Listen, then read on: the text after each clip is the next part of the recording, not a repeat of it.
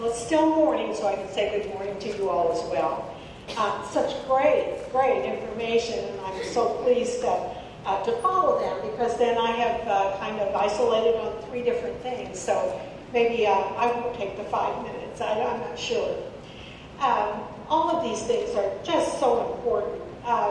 They're important for you as new hirees, as new people into your professions, but they also are important for just everyday people who are coming to work. And so everybody needs to hear this. So if you've got a husband or wife or a boyfriend or a brother or a mother or a dad, present that to them. Tell them what you've learned and kind of see if there's some sense that they also have and that they can learn from what you've heard today.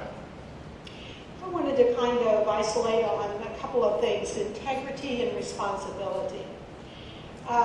Integrity, I think, is real important when we look at the quality of being honest and having strong moral principles.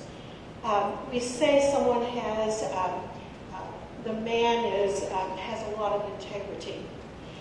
It's honesty. It's honor. It's good intentions. It's righteousness, morality, decency, fairness, sincerity, and trustworthiness. And we know that in the health profession, most of all the health professions rank in the top 50 as far as who we can trust most. And I think nurses are number 1, but certainly you will come, those of you will also come right behind us. When we talk about our assignments, and you get your assignments, you get your patients in whatever field you're in, you cannot really choose your assignment. I don't want to take that person today, or I don't want to take that.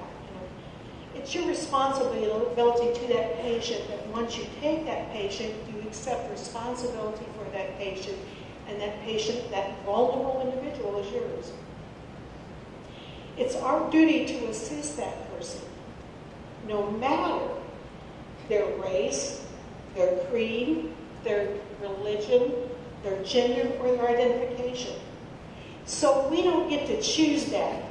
We are the caregivers. We don't get to choose whether we care for them or not. And I thought about this as I was coming in. You know a little bit about the Charlottesville, Virginia information, all that has gone on. If we were in those first responders, or if we were in the hospital ED, or if we were doing the x-rays, or we were doing rehab, both sides were injured. So we cannot choose sides. So both sides were injured. It would be our responsibility then to care for them no matter who they are, no matter how they came to us. That's our responsibility. We must be scrupulous in our care of all our patients. We've got to be sure that we have met their needs, as far as we can tell. Now, sometimes we have to ask them, is there anything else I can do for you? And that's something unique maybe I didn't learn almost 100 years ago when I went to school, that you ask that of a patient, is there anything more I can do for you?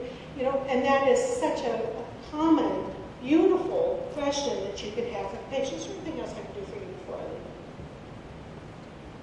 You have to be responsible. Once that assignment is accepted, it's yours. You cannot give away your duty. You must keep the patient safe. I was in a meeting yesterday, and we were talking a little bit about a serious incident that led to a patient's death. And in that situation, it was that a patient was handed off to another nurse who did not quite understand the patient's condition. The nurse handing off assumed that the patient knew that situation. But that nurse who handed that patient off did not really feel like that she was accepting that responsibility of giving that patient up. But she did, that patient wasn't safe. So your responsibility then is don't give away your duty to keep that patient safe. The last thing I want to talk to you about is your profession. Some people say, I have a job. What's your job? It's not your job. You are in a profession. You know the definition of a profession. You know that your responsibility is to your profession, and you're to uphold those responsibilities as an individual in that profession. You're acquiring the knowledge to advance the profession, not just in your numbers of being another body to come in and take care of the senior person who's left, but also to advance the knowledge that you can bring to care for your patients in the discipline. You're going to learn so much more in any of the professions of health that those people who came before you could never imagine. So continue learning about your profession. Stay active in your profession. And I just had an email this morning that talked about the American Nurses Association is developing some calls to action on how to take care of patients. And we think, oh gosh, we learn that all the time. But it's specifically focusing in on those patients that are unique and that have needs and that maybe have not been met.